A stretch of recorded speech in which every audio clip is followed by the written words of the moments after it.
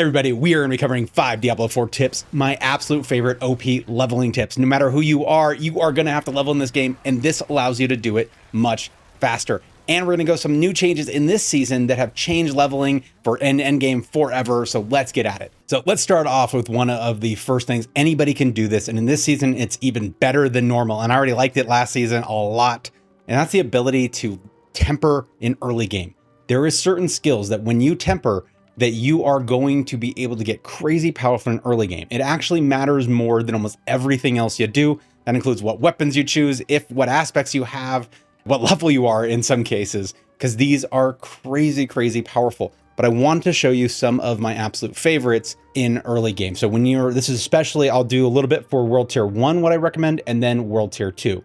So for World Tier 1, we are going to be looking at, so there's easy ways to get defense. You're generally going to have this right here, Worldly Endurance, giving you max life, total armor, or dodge chance. Max life is the thing that you want. So if you can roll that. In early game, you only get on 1, and you have to wait till you at least have rares. I haven't tested it on blues, I just assumed, but you get rares so fast. As soon as you get rares, you can start putting on it and just experience some crazy power. Sometimes if resources are low, I'll wait till right before I'm going to do the capstone, or a little bit like more to level 25 and on to come and do some of these, but you can do it whenever you feel like it and you have the resources for it. So then that brings me to my second favorite that I highly recommend, and it's over here in weapons. It's Elemental Surge. In this season, if you notice Elemental Surge right under it, it says Legendary. That is unique for this season. I don't know if they're going to keep it going forward. It was a mistake, but anybody who had unlocked it in season 4, in season 5, these automatically came up. So what this does is on lucky hit chance, it does an incredible amount of damage of any of these types. This is huge. If you get this on a weapon, every time that lucky chance goes off, you just obliterate everything in front of you. This is allowing people to run the capstone very, very early. And I'll talk to you a little later about what levels I recommend, but this is going to allow you to crush things in early game and get into World Tier 2 or 3 and actually start getting those sacred gear. So one other thing I want to make sure is super clear for you guys, because it does matter, is obviously not all the tempers are going to roll on everything. If I want to put Elemental Surge on something, I do have to make sure that it's a weapon, and you only get one choice. So there is an offensive choice that could be cool, this Natural Finesse.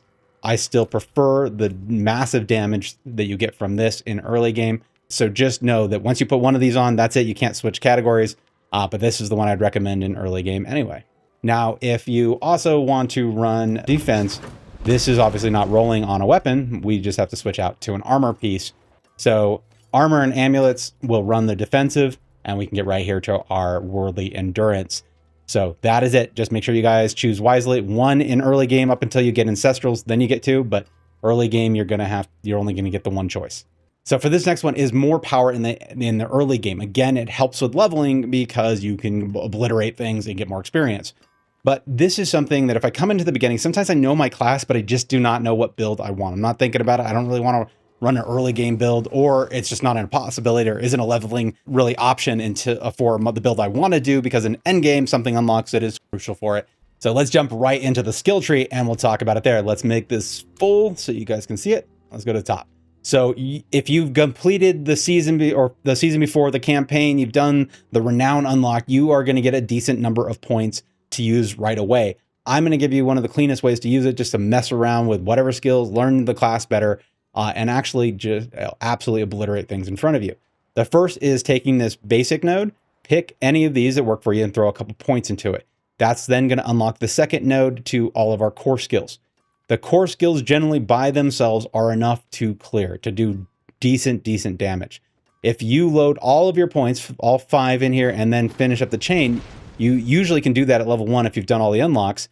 This will give you an immense amount of power. Then once from there, you just start looking. This next one is going to be our defenses. So this will then give you protections as you start leveling and monsters get harder, but you will be clearing like crazy really, really fast. Now, that is not all we have for tempering, because tempering has changed the game. This season, having access to all of it right off the bat is really, really cool. But I want to show you a couple of the things I think are absolutely incredible with tempering that allow you to debug your build all the way through your gameplay. So in leveling, a lot of times we just don't quite have the pieces we need. Tempering allowed us to make little adjustments that would actually matter to our build. This is not where you make every temper perfect for the build you're trying to get to endgame, but it does allow you to overstep things like resource problems, or I don't have enough resistances yet. I'm going to go into Capstone 2 and I know I need more resistance and I don't know where to get it, or I have to wait for a drop. Tempers allow you to like jump the line kind of and get those things on right away. So as we come into this full temper window, we are looking at all kinds of things. So right here, if you have a resistance problem of any of the types, this is your ability. On any armor and amulet, you can roll a resistance protection so you can start getting that defense if you're finding yourself dying from fire or whatever it is, or poison. This gives you a great opportunity to do that. I mean, honestly, in the beginning, any of these will help a lot. Next, if you are having problems with defense or just surviving, right below that is maximum life and total armor. The percentage doesn't matter a lot in, mid game, but that life does matter a ton. And in some builds, that dodge is going to make a huge difference. So whatever you're facing, you have the ability to deal with it, and a lot of options for power. I think we showed you this a second ago, but right here, the natural finesse, the damage to whatever type you are. So pay attention to what you do. If you are always at range, then you want to get that distance. If you're close and you're always in the fray of things, you want the close. But all of these will matter, will make a major change to what you're trying to do. And that doesn't even get into all the things that can be specifically done to empower the class that you're playing. Just as you get these, there's just so many crazy things. Whatever you're playing, it has the ability in many cases to like either make it larger or to make it like split and double up the amount of attacks that you have. So with my fireball splitting into multiple is just, it's nuts. The size on the meteor, the size on the firewall, these make significant changes. And at any point, if you're not clearing enough, if you're not doing enough damage, again, you just have so many choices to clean it up. So I love this because it gives you the choice as you're going, not to go, oh man, I don't know, I'm stuck, I don't know what to do. For a long time, we had to just wait for a lucky drop. Now we can actually do something about it. So for the next one I want to talk about is something that I have not enjoyed since pretty much the beginning of the game. And it is Nightmare Dungeons. Nightmare Dungeons feel, I think, bad because you're forced to. There is no other choice. You don't do Nightmare Dungeons, you don't get your glyphs leveled. That is way too much power to give up. So you don't have a choice. You're forced to do it. Now, when you do it, you definitely have choice around. And I'm going to talk about this season has opened up something that I think allows us to not need much leveling going on in the Nightmare for us personally, but we can just focus on glyph leveling.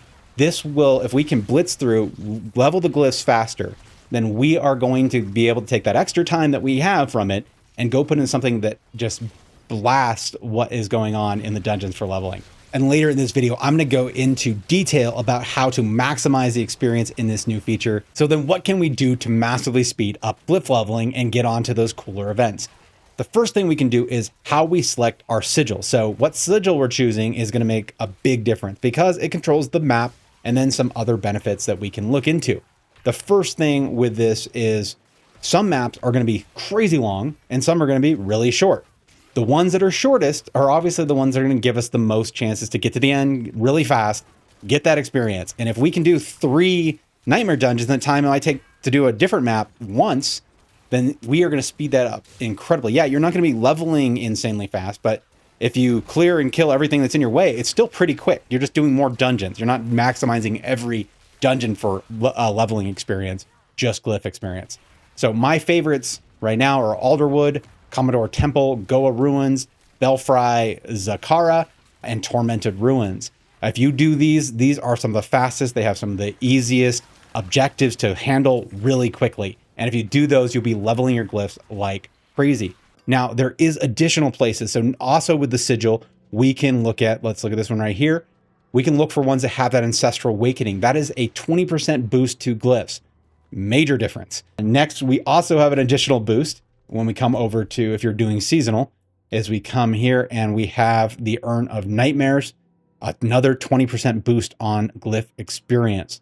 So now you see you're going faster, you're stacking these, it's just insane. Another thing that you can do is just making sure that you have movement speed where you can get it. So right here, I have it on my boots.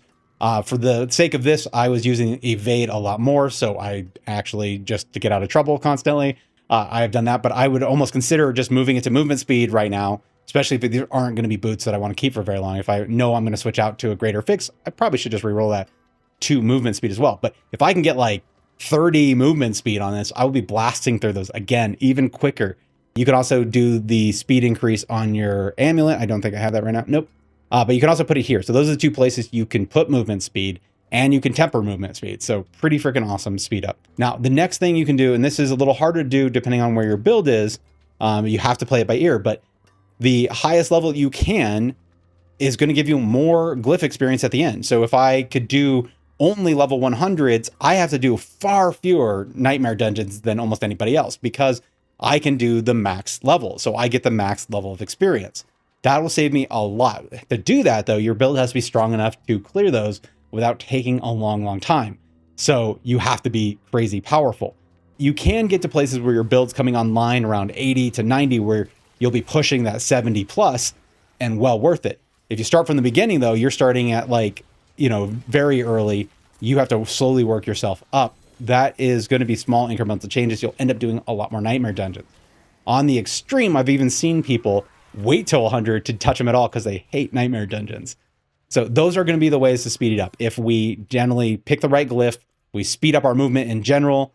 We can also affect our clear time. I mean, that's always, but that's the nature of your build. And then picking or going as high of a nightmare dungeon as we can, you will have to do a far fewer, and then you can move on to leveling crazy fast with some of the other features.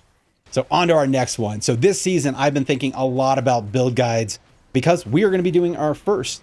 And I wanted it to be something unique and different from what I'm seeing out there. I want to talk a lot more about what the leveling process is. Where are the natural caps? And I was even hoping to do a video where I just showed you like no uniques required for this build.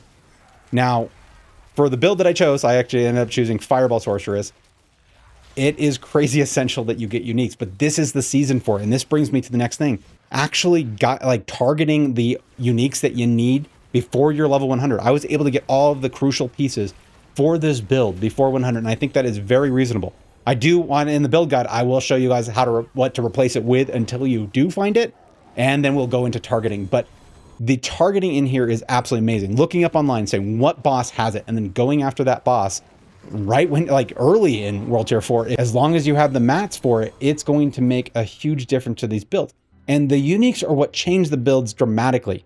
The uniques are things that change the entire functioning of it. So I look at here for the Illuminator's gloves. This adds major points to my fireball skill, and then it explodes as it bounces. So insane. Then I have the staff and it's splitting off even more. It has a chance for projectile to cast twice on top of that. So it's already got built in one of the tempers, which is insane. The fireballs are moving faster, and then every third launches a second additional projectile. So the amount of projectiles that can go at one time, and they're bouncing along and blowing up. This is nuts and very doable this season. So I would highly recommend targeting as soon as you get those early mats. Just, you don't have to worry about the tormented version of the bosses, but adding bossing into your level, your World Tier 4 kind of build up is going to make a huge difference. And a lot of people are going to get to see crazy builds they've never got to see. Why has this changed so much? Well, they have massively over the last few seasons increased the amount of materials we get and the places we can get them from. But probably the biggest thing is the ability to just reload. As soon as you kill the boss, the altar appears, you load your mats back in it, and makes it crazy fast, just one after another, as long as you have the materials for it. The first bonus tip that I want to give you guys is something that I have covered in previous videos, but it's so important that I thought it had to be included in an OP leveling tip. And that is knowing what level to cross the capstones. When you're leveling up and you're trying to do it fast, that can matter a ton. It's hard to tell when, where it was, but if you go in too early, you struggle doing it. And it's just a waste of time of all the time the attempts you made. If you go in too late, then all the time where you could have been getting sacred gear or ancestral gear is just now you've been getting regular gear that didn't make you that much more powerful. So instead of getting that big jump that you can get pretty early, it's actually surprising when you can cross it and do it very well for most players. So for World Tier 1 or World Tier 1 and 2, when you're going into the first capstone to get to World Tier 3, you are going to want to go in around level 35. And the reason is because that is the first time you can actually equip sacred gear. It's also a good time because if with the tempering changes that they've made, the ability to temper, you can get strong enough to then easily clear that capstone that early.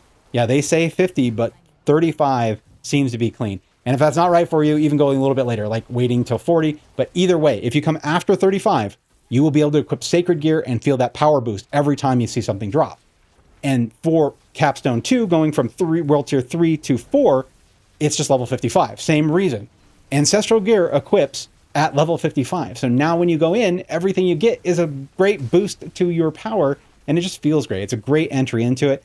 The second capstone's a little bit harder, but with the tempers, making sure you have the right resistances, make sure you do some of those overpower things or target one of your skills or make sure you have enough life is going to make a huge difference. So then finally onto the thing that I'm actually excited to give you guys, because this is the major change of the season, changed how I leveled entirely, made it even more important that I do the rush on the nightmare sigils above. Like I just get higher level ones and just rush them because I just want to level my glyphs. I don't really want, there's better places to get experience and items. I already felt that was kind of the truth with Hell Tides before, but now there is a new winner, and that is going to be Infernal Hordes. So I want to talk about it a little bit, but right now for leveling, your absolute best is Infernal Hordes. It opens in World Tier 3. And so beyond that, that's going to be one of your fastest, best options for leveling. Then Nightmare Dungeon, still a little bit better than Hell Tides. And Hell Tides had another advantage this season, and I was very excited about it. I thought it would make a big enough difference. It did not feel like it did. You could load more than one Profane Mind Cage. So Mind Cage adds 10 levels. You can load up to 3 now. That's 30 plus levels. But I noticed that when I was doing Nightmare Dungeons of even 5 levels less than that, than what I was fighting in the monsters and Hell Tides, I was still leveling up faster. It didn't make any sense. So now I want to give you some tips that'll help you get the most out of the hordes because I think they're incredible. We'll target first experience. They are a great place. They just load mobs and mobs of monsters. And so we look at this, picking the right level of compass. I would go lower and then be able to pick the harder choices to get more Aether. Then I would be trying to push the tier level. For leveling, it did not seem to matter. Obviously, with the level being less here, I was still doing more. So that's absolutely insane. And then you get to choose at the end, when you get to the end of the map, at least starting in with the tier 2, you get to choose gear, you get to choose materials, you get to choose gold. Whatever you kind of need at that time is your reward, which I think is so freaking cool. So we do rounds of basically all these monsters swarming us. If we kill them, we get 3 choices in the middle. What we choose there, I'll talk about in a second, because one way will help you get a lot and maximize it, and others will just let you make sure you're clearing and getting the experience you need. Once 6 rounds have been completed of just chaos, you're going to then be invited into the lair with 3 bosses. You kill those bosses and you get another big chunk of Aether, Ether or Aether, whatever it's called. And then you get to choose your chest, and the chests spawn and you pick them. If you're tier 3, you get to pick a greater affix chest that has a high likelihood of dropping greater affixes. But from earlier than that, I think you get a gear chest, you get a materials chest, and then anything that's left over, you can just feed in and get as much gold. But you could also feed all of it to gold if gold is a big issue for you. So I love the choice on that. So now what to do with the choices? There is 2 things you're gonna be looking for. Either you wanna keep it calm because you're having trouble clearing it, and it's more important to clear and get to the rewards at the end than it is to just push it for no reason. Because you die, you don't get anything. So you get the experience, which is cool. We're still gonna get a lot of experience.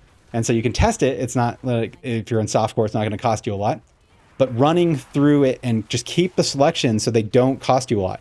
Now, what that usually looks like is things that don't really give you additional Aether, or are little challenges that are more on the micro events, like the life draining one or the little mass that grows on the ground, and picking those and having them increase in damage, but not really, don't affect it overall. But you start adding monsters or bosses or Hellborn, and you make those more difficult, and you make bosses more difficult, you can get into a crazy, crazy load, just constant pouring out. When you can actually manage that, it's going to be immense rewards. So what do you do if you want to maximize it? If you just want to get the craziest amount of experience, you want to get the biggest reward, one of the early choices you can make that make a big difference is there is a choice to make monsters 25%, do 25% more damage, but you have to kill 50% less of them to load up side events. So if you're standing in the middle, the top, bottom, left, and right are going to load these little circles things. Sometimes they're a boss. Sometimes they're just a little event that, like one of the circles where they could, the thing in the middle, and you have to kill as many monsters in that circle. Later, you can make them drain you if you want. There's another one. There's a big mass that just grows on the ground and it blows out fire, and you can just kill that. All of those side events are going to give you more Aether. And so it's how you start increasing that resource so you get most reward. Now, after you've done that one on the first one, I have actually tempted to pick it multiple times because it shows up a few times, and it's just chaos. You can't even get to the events fast enough. So I found one was probably the ideal. And then after that, start loading in anything you can that has more Aether. That's the first choice. And more bosses. The Hellborns is insane. You get a ton because they loads 2 Hellborns that are coming after you. As long as you can clear them, it's going to be nuts. And you start building up a giant pool of them. And then you can just track, like, how are you doing this round versus last round? And to make the choices and changes that you want and whatever you enjoy. So that kind of control, it'll actually get nuts because you'll be killing bosses. There's a flaming butcher that gives a ton of points. And that's just in the rounds. And then you go kill the bosses, get even more. So that's how you make it even crazier, is just start loading in the boss options. Anywhere there is the Hellborn, pick that butcher. It's 25 points. If you can take him down, it is a nice little boost. So that will give you a ton of experience and a ton of choice in the rewards. That's way faster than Nightmare Dungeons and Hell Tides, and I find it far more enjoyable. If you're playing this season, make sure you watch this video where I go through the 5 things I wish I had known before jumping in.